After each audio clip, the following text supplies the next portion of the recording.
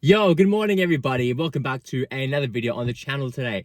Today we are going up to Mansfield. Today we are covering the Mansfield branch line, which branches off from the northeast line, beginning at Tallarook and then heading all the way down the 124-kilometer stretch of track to Mansfield. We're going to cover what's left. We're going to see all the railway remains, the stations that are left, any goods platforms, any goods sheds, station platforms. We're going to have a look at this, talk about the history, and just enjoy a beautiful sunny Melbourne day today. So I'm really keen to get down to Doon and see the big rail bridge over there too. Really excited to see some really good views on the long weekend. So let's get up to Mansfield. Roll the intro.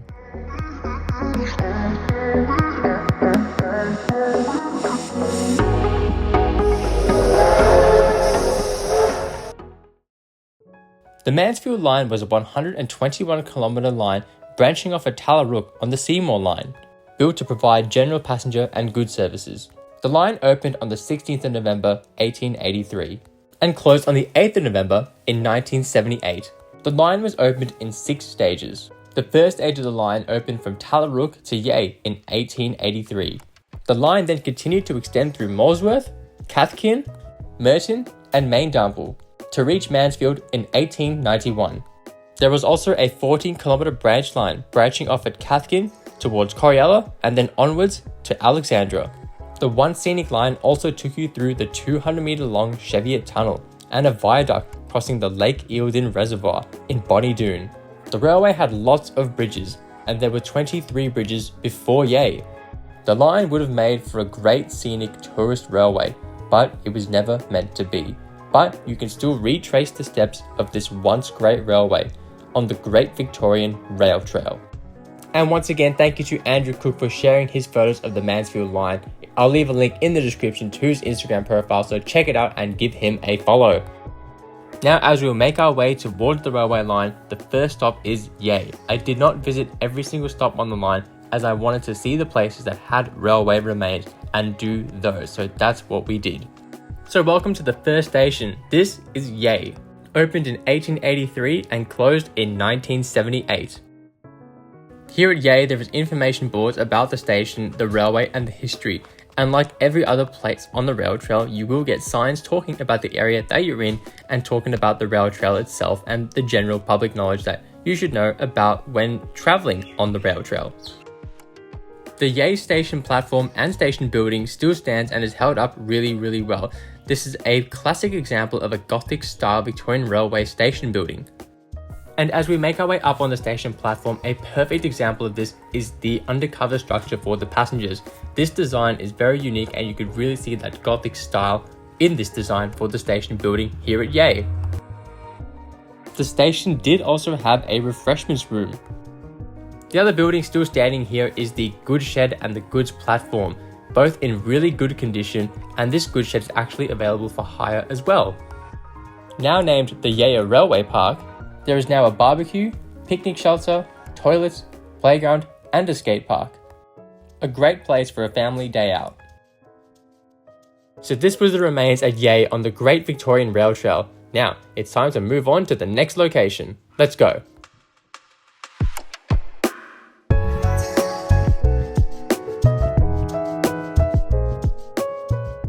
Alright, so we are now at Cheviot Station and there are a couple of remnants here along the rail trail. So this is the rail trail and that's heading towards Mansfield, and over here is this structure. I don't know what this is. It looks like a storage shed or some kind of building where they just would have kept material or other railway items, but yeah, this is pretty cool. It's not a good shed, but it looks really cool. Pretty high ceiling.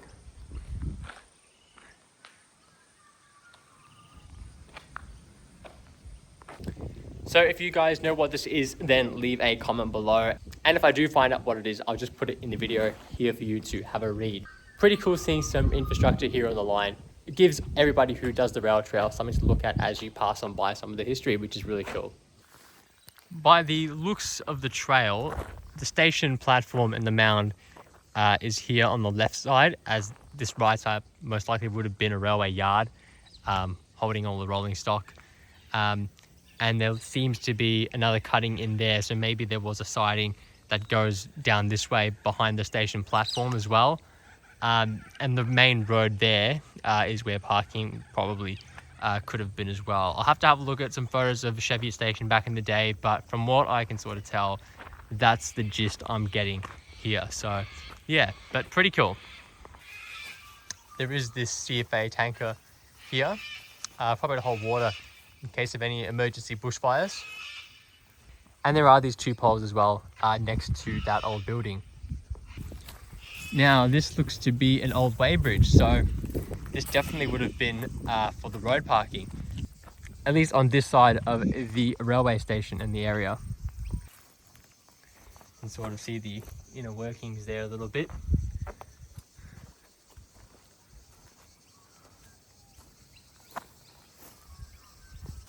Alright, well that was Cheviot Station. Time to actually move a little bit further down the line to see the Cheviot Tunnel. Let's go.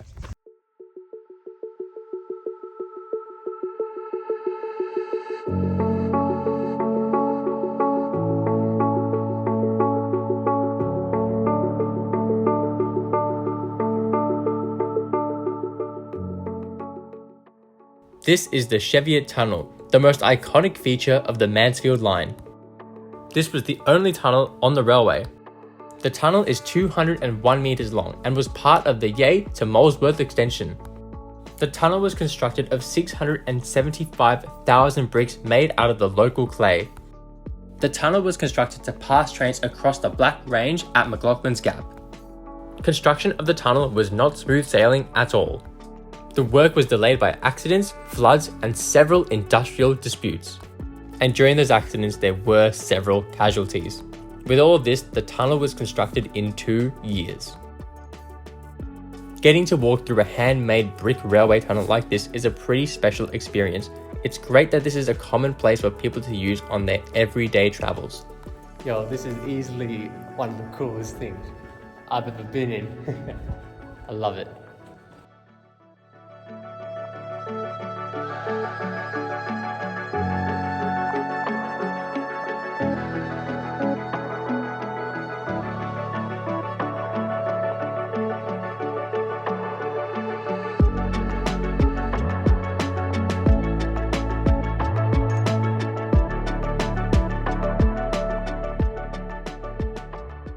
It's really cool looking up and seeing the soot on the roof, knowing that the steam trains of the mighty VR were once passing through this railway tunnel.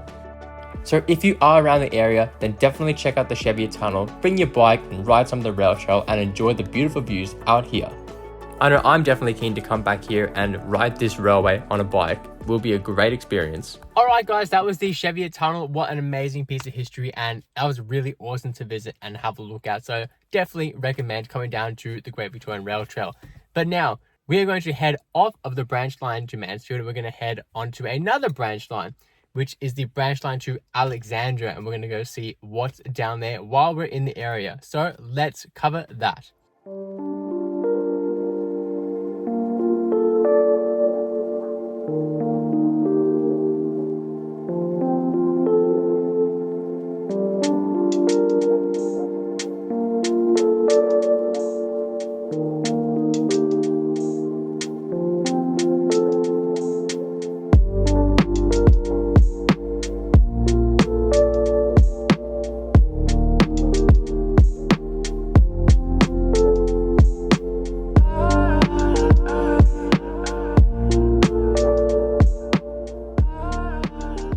Welcome to Alexandra, otherwise known as the Timber Tramway and Musuem. The Alexandra branch line was a 14-kilometre branch line starting at Cathkin, going 7 kilometres to Coriella and another 7 kilometres to Alexandra.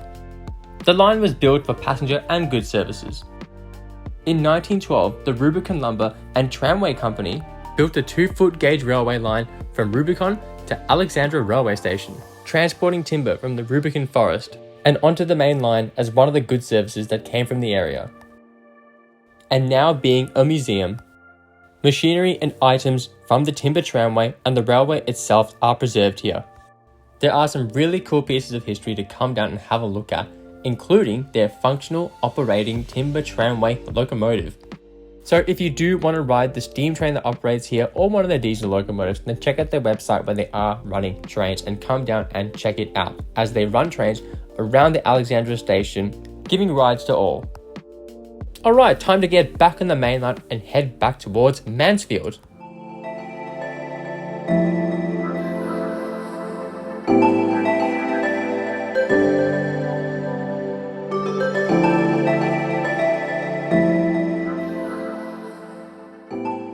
After parking up in the rail trail parking, walking across the bridge, and if you look to your left, you will see the original trestle bridge from the original alignment coming out of Yarck.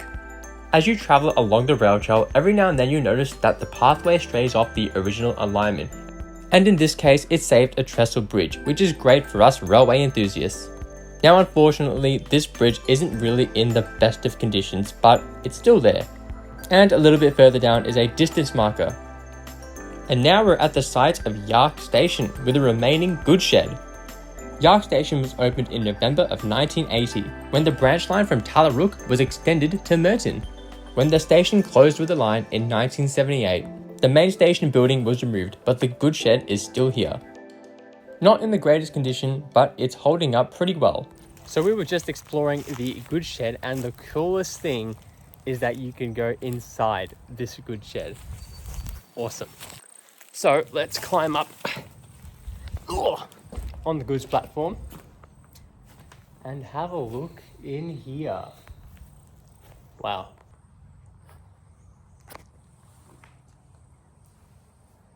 Pretty cool.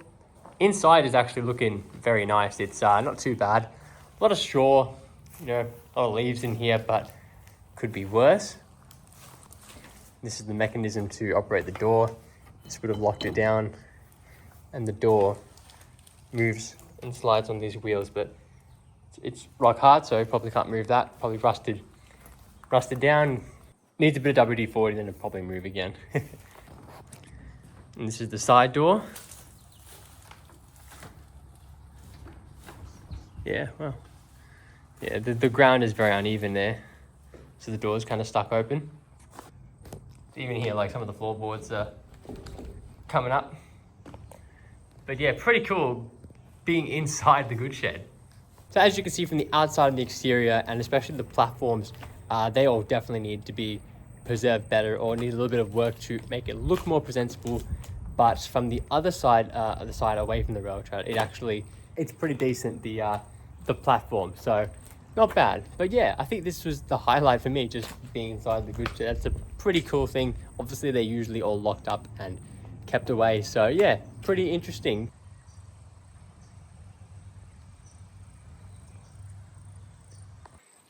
And in front of the goods shed is where the station platform used to be, and you can see some of the pillars coming out of the ground here that would have held up the platform itself. And you can see the platform mound is pretty high up, it's a bit flat, and you can easily make out where a station would have been.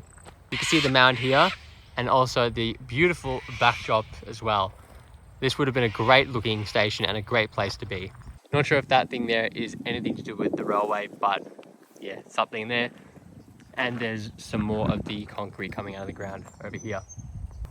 And on this side of the goods shed, you can see where the rest of the platform would have been and where it ran down to the ground. So it's cool that you can still make that out and see that still as remains and not just the shed itself. Well, that was Yarck Station. Time to move on to the next one. Let's go.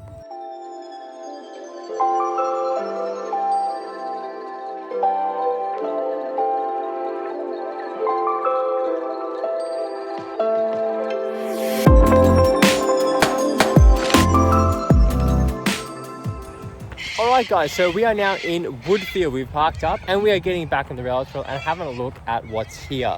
So straight away we can see a cattle gate which would have loaded the livestock into the trains and they would have been transported elsewhere. So let's get a closer look. You can see here there's a platform which the trains would have been up against, and you can see that there's one gate here and another gate there.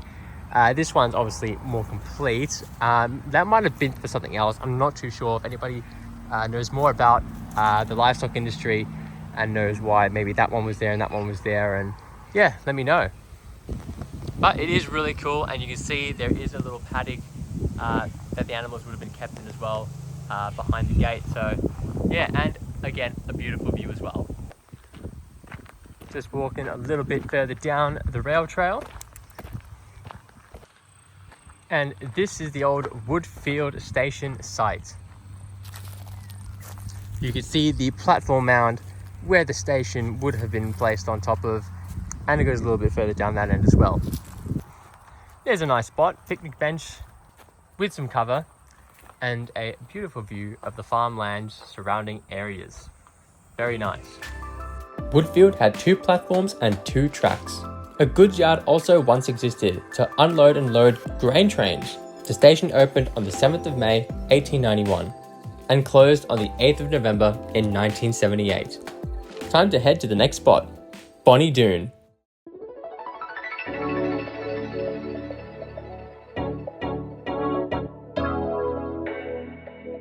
This is what's left at Bonnie Doon Station, which is now part of the Caravan Trailer Park. And inside that trailer park is the goods shed, still standing and holding its ground, and can also very clearly see the alignment.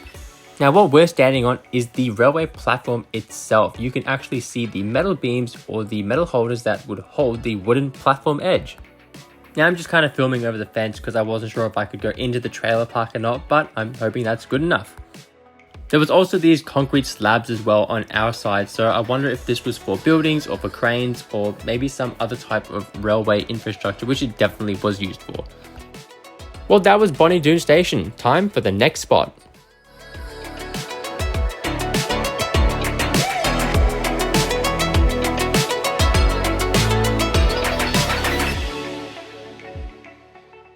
We are here at Lake Eildon and we're making our way towards the Glad Phillips Bridge. In the rail trail car park, there are these stones with information on them where you can have a read about the area and the railway itself. The reservoir, now Lake Eildon, was constructed in 1914, and then there was further enlargement of the reservoir in 1950, which made it the largest earthen dam in the southern hemisphere. This also submerged the original town of Bonnie Doon, and the rail bridge was built to accommodate these changes. The bridge is 387 meters long and 90 feet tall. The rail bridge was finished in 1955.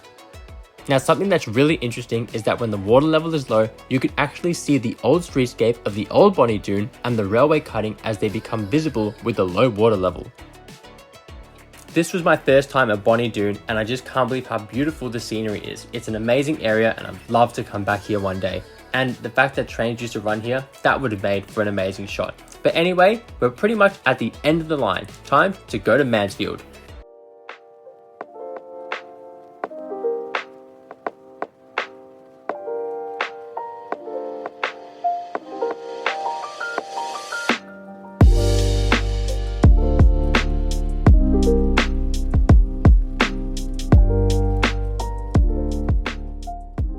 Welcome to the end of the line and Mansfield Station.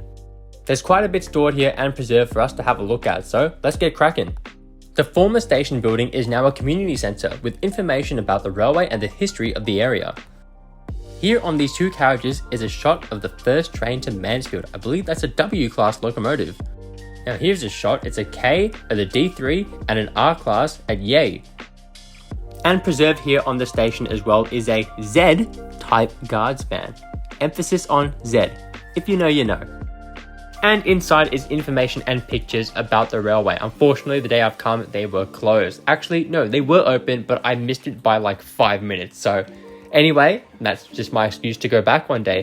But yeah, if anybody knows what types of carriages those other 2 were, then please leave it in the comments below. And we also have a goods shed, but it's fenced off. I believe the platform isn't too good at the moment, but it's quite a large goods shed. And we've got some information about the wetlands, which is not too far a walk from Mansfield Station.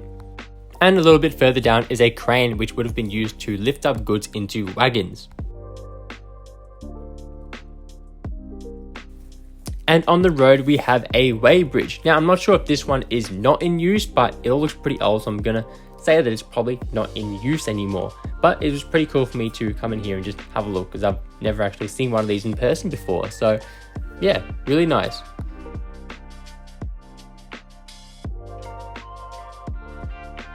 Now just outside the weighbridge is a railway water tank. This would have been used to fill up the steam locomotives with water in the tenders.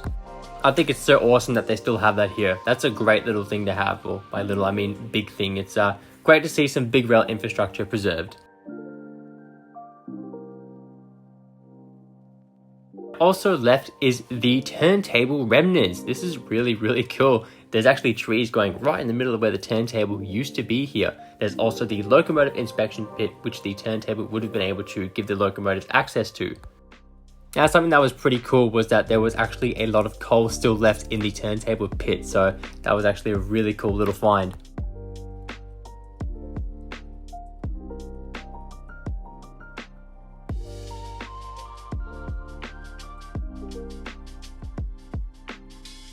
And walking next to the rail trail is this other little section here, which I'm assuming would have been another goods platform.